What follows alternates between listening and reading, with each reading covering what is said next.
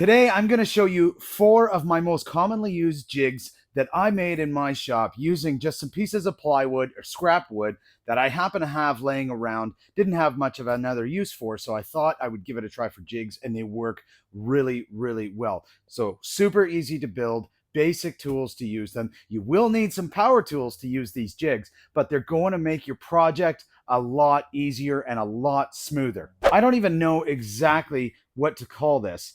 But this is a board that I use on my table saw. It rides over top of the fence, and I use it for clamping pieces, larger pieces, vertically if I want to do taper end grain cuts, or if I want to use my table saw blade to help in cutting a mortise out. And the way this works is really easy. So one of the first things that you need, and I highly recommend you get some of these in your shop if you don't have them already, is these micro jig dovetail clamps. These things are absolutely amazing, and they're so versatile for what they can do. So when we look at this, this is a bunch of dovetails cut into a piece of 3/4 inch plywood. You'll notice that there are all of these other holes here, and that's because this jig wasn't actually intended for this. This was a jig that I was going to be used for squaring material, doing flat tapers on my table saw, that sort of thing. And it's actually a jig that was suggested with the packaging that I got these micro jig clamps in. So I went ahead and made it. And then what I found out with this is I didn't use it all that much. And the reason I didn't use it is because of how short it was, the size of it. So I ended up building another one. I'll show you that one coming up. So I decided to take this one here, and I trimmed a little bit off of it, which is why it looks maybe a little uneven here. Not too much, but a little bit. And then I decided to put a mount on the back of it that will slide right over top of my table saw fence. So as I'm pushing a piece of wood along, it glides on the fence like this. It's really handy, and there's no gaps and no wiggle room on the fence either, which is important. Now, cool part about these is I can take these and slide them into any of these dovetail slots that I have in here. I can put any piece of wood under there. I'll use this one as an example. I can put this piece of wood under there, clamp it like this, and then I don't need this one. And then now I've got a clamp that's holding my workpiece down. So if I wanted to do, let's say, maybe a 15-degree taper on this on all 4 sides, if it was going to be a post cap or something along those lines, I can do that by angling the blade, raising it up high enough in the air. And then what you would do is when you put this on your table saw, you measure the distance between the face of this jig and the inside part of the blade, so you know exactly where your position is going to be. And then you just simply take this and run it along. It is so easy to use. So you can do it for vertical cuts like this. If you wanted to do it for horizontal cuts, though you do want to be careful with this to a certain extent. Of course, it depends on the piece that you would be using, but you can clamp it on there just like that, and then you could do tapers that way as well. What you have to watch for is how close your clamp is going to get to the saw blade. So you want to be really mindful of that. The other thing, whenever you're using these dovetail clamps, you have to be mindful is that it's got this 90-degree bend here with this dovetail piece that is going to be sticking out. And when you clamp this in like that, the dovetail piece actually sticks out a little bit further than the clamp. So if you're going to be using these in any sort of dovetail jig, you have to make sure that you've got enough space with whatever your piece is to ensure that this is not going to get run through a saw blade. So this is actually a more recent jig that I did. I had one that was similar to this prior, but I ended up taking this piece because I still had it left, and it works really, really well. And the dovetails here are easy to do with a router. I believe it was a 14-degree dovetail bit sinking down about 3/8 of an inch into the wood. So a 3/4 inch piece. It goes about halfway in, and this thing is rock solid. Now, I have mine here. This is at a perfect 90-degree angle. I have not glued this seam. This seam is screwed in. The reason for that is so I can change it if I need to. What I might do, only if I come across larger pieces, is I'll put a triangle here on a 90-degree angle on the inside, 45 on the outside to add a little bit more support. I would glue it down to this piece here, and then again screw it into the front. So if we're going to do that stuff, that's fine. You just have to make sure that when you do it, you're perfectly square, just like that is right there. My second favorite jig, if you haven't guessed it already, this is a jig that goes onto the table saw to cut splines. Now, what a spline is when you have a 45-degree cut or a 90-degree angle, I should say, maybe with two 45-degree cuts. Those miter joints with a 45-degree cut aren't always inherently strong. Some reinforced with brad nails, with screws, all kinds of stuff. If you want to get away from that and use only the strength of the wood grain to hold that seam together, then what you can do with it is cut a spline in it. And a spline is simply this. If you look at this block here, it's got a slot here on this side and a slot on this side. And how we cut that is by putting it into that jig right there. And this one, it's so simple. Once you have this, because this goes for a blade width, you can certainly do it wider than that if you wanted to have a wider gap on your spline jig, but this is 1/8 of an inch. So once we've got this cut out at 1/8 of an inch, then all we have to do is insert an 1/8 of an inch piece of wood into it. And because you're going to have the face grain contacting the inside of this wood and it's all going to be glued into place, it's going to add an absolutely huge amount of strength to that joint. It's going to make it rock solid. Very simple build. Again, 3/4 inch plywood. When it comes to jigs, 3/4 inch plywood is a friend. So keep that in mind. You want to keep some of that stuff around if you can, because you never know when you're going to need it. All I did with this was simply take these two pieces here, slice them up. They're about 2.5 inches, just because that's all I needed to rest it in. And then you're going to set these two pieces at a 90-degree angle. You can see right here, I've got them cut at exact 45s to this piece here in order to create my 90-degree angle. Okay, so machinist square for making sure these things are perfectly 90 degrees. Huge bonus to have. I also added these 3/4 inch runners on the bottom that sit in the miter slots of my table saw, which keeps the cut that's going along right here perfectly square with the piece that I've got in it. So that's important. Now, the next part is on the back here, I've got a handle. Now, this is something that I will not always use. Oftentimes, I'm going to be holding and pushing whatever the piece is on either side, simply because depending on how high up you're going to have to cut that spline into your piece, there is a chance that it can come through this handle a little bit. So when I use the handle, and this is just secured in with some dowels, when I use the handle, I just put a slight grip on it, but more often than not, I do this. Now, the other thing I worried about when I was doing this jig here is if I needed it to be able to hold my piece, to clamp my piece down in here. And so what I did on the top is I drilled a couple of holes here, holes that happen to be the exact same size as this steel rod right here on this fence clamp. So this is very similar to a sacrificial fence clamp that you would put onto your table saw, where you drill a hole in the top, you drop this rod into the hole, and then you back this off and clamp it onto the back side of your table saw fence, so that way it holds that artificial fence on there.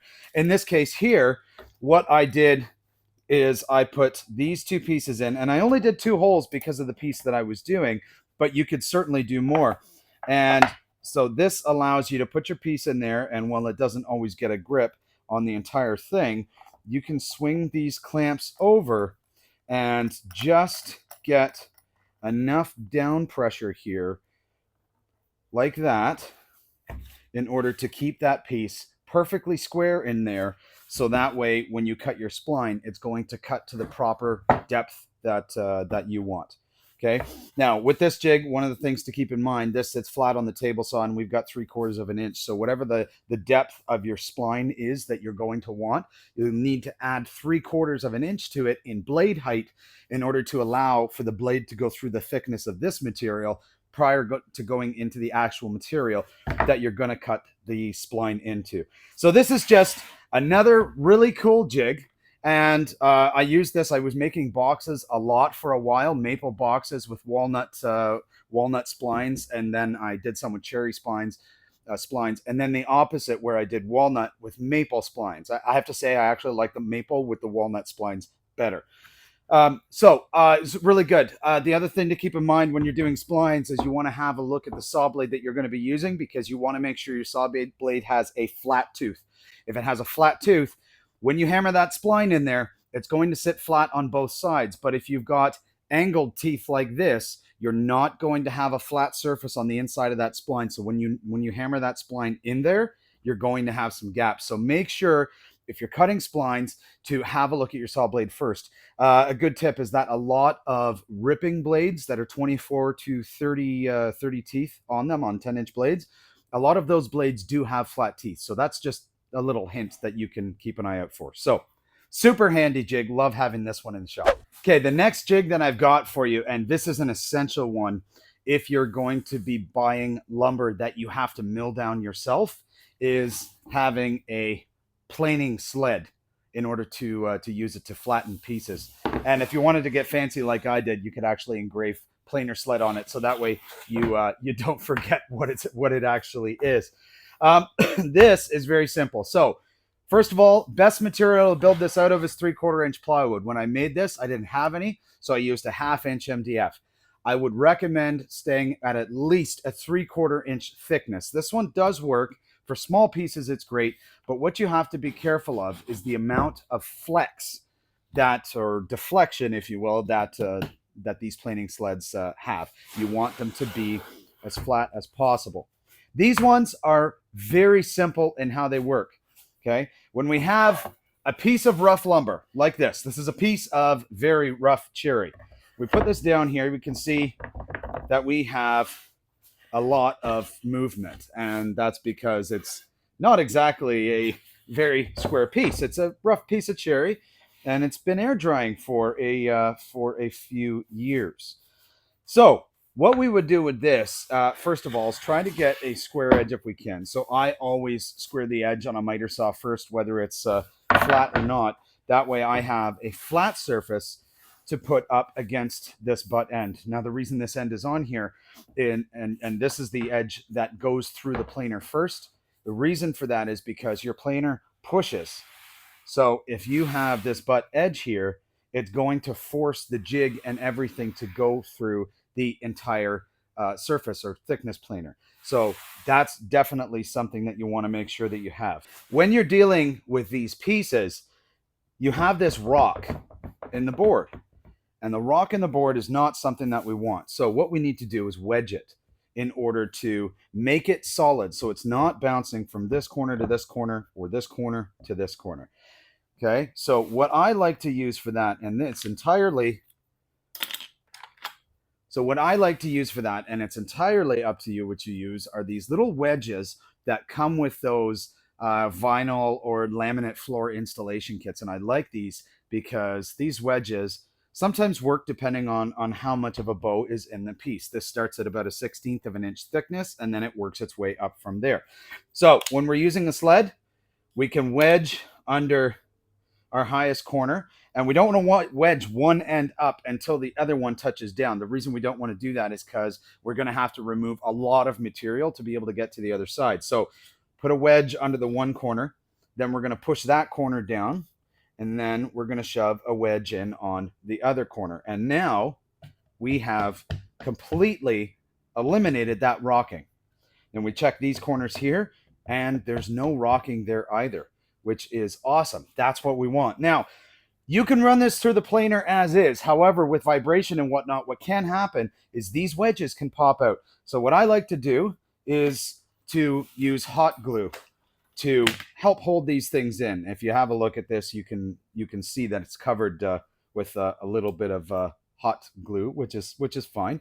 It actually pops off very easily, and it comes off of the sled itself very easily as well. So I highly recommend, if you're going to wedge this, send it through the planer, that you make sure that you put a few dabs of glue on the wedges and between the wedge and the wood, and then also on other corners where there is no wedge, between the actual board and the piece of wood that you're planing itself to guarantee that it doesn't move. Now, if you're able to do that and you run it through that planer, you're going to end up with this. So this is the cutoff to this piece here. So what I did is I clamped this down first. I clamped this down first to the planing sled. I ran it through and I completely planed the one side.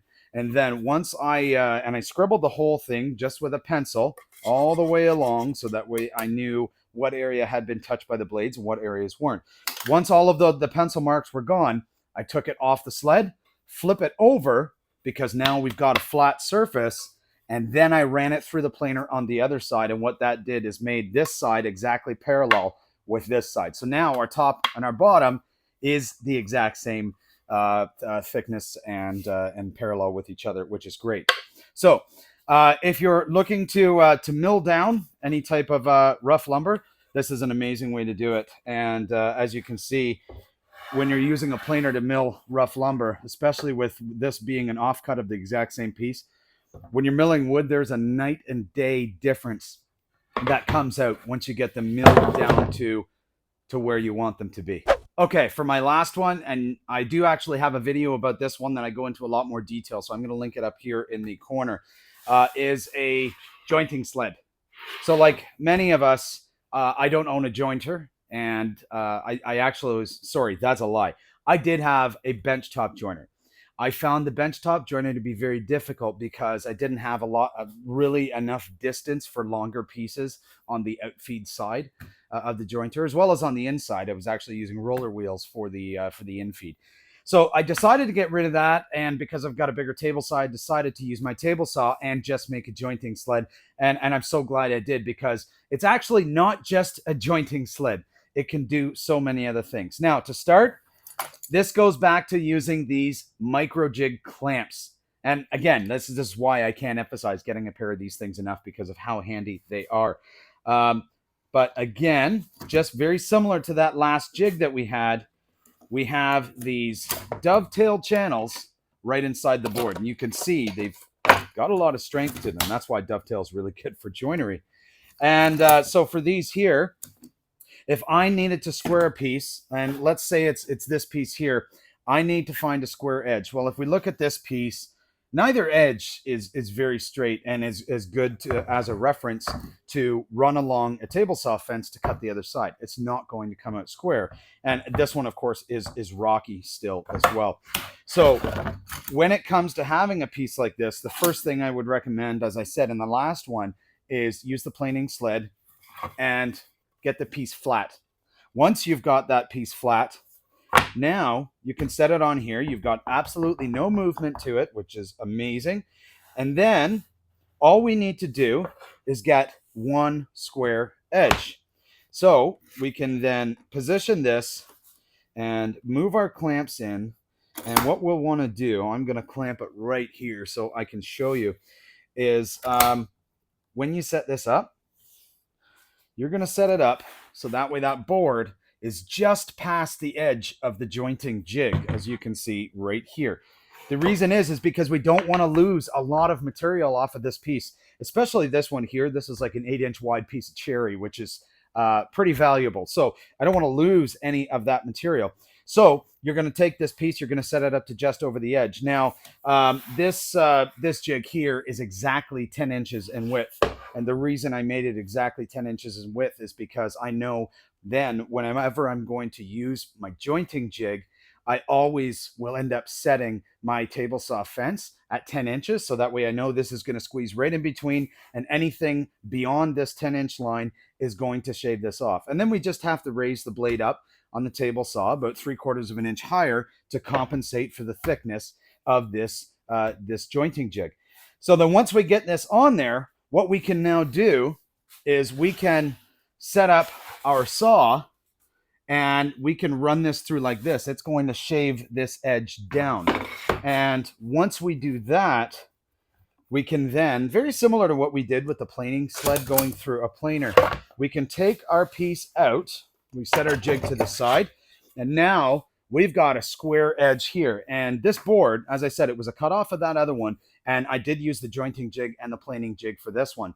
And if we look at this one edge, and this is the one that I cut on the jointing jig, we are at a bang on 90-degree angle. It might be a little difficult for you to see, but we're bang on. So now that we've got this one side that's been completely squared because of the jointing jig, we can take it off, and now we can have this pushed up against our table saw fence as a reference in order to square this side.